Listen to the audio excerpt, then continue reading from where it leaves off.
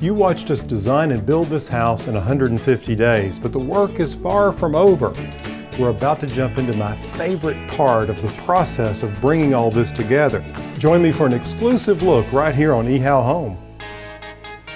You know, color is so important, particularly in a bedroom.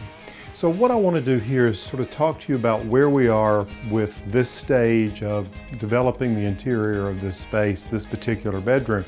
This is in the upstairs, and this is sort of the boys' room. This is Jacob's room. And what I wanted to do was start with a color that I thought was really restful. I love this color of green.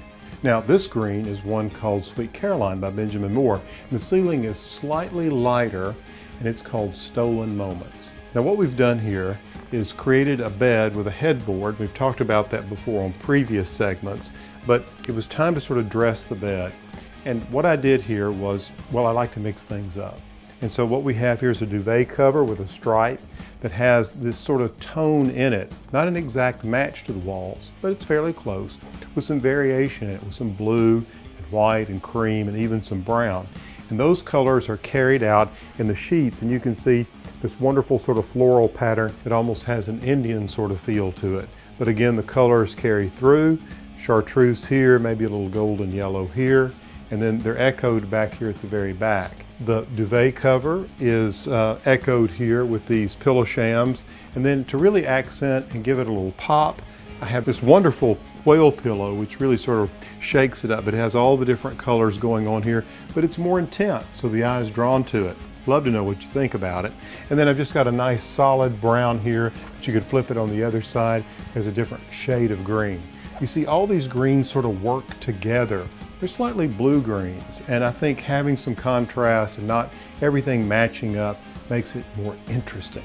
Now let's step into the other room, Laura's room, and talk about the inspiration I used for that bed dressing.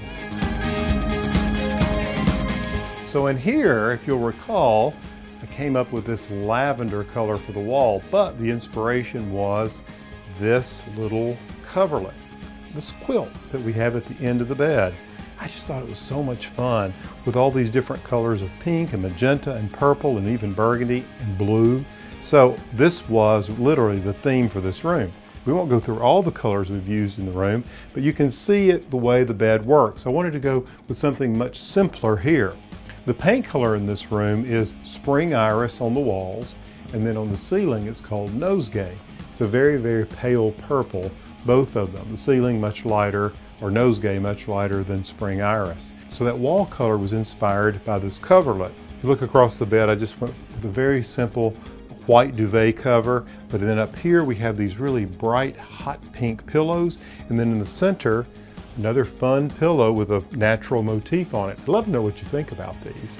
You know, there's so much going on in this room. I thought making this a little simpler was really the way to go. I'd love to know what you think of these rooms. Tell your friends about them. Let us hear from you, and subscribe to ehowhome.